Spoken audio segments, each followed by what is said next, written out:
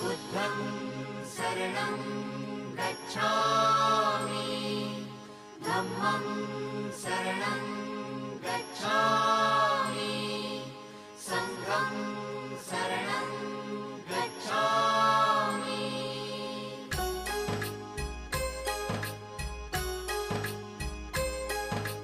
बुद्धं शरणं गच्छामि धम्मं शरणं गच्छामि संघं शरणं गच्छामि त्याग मूर्ती तू शांत चित्त तू योग रूप संसारी दया प्रेम अन मानवतेचे प्रतीक तुझी ईश्वरी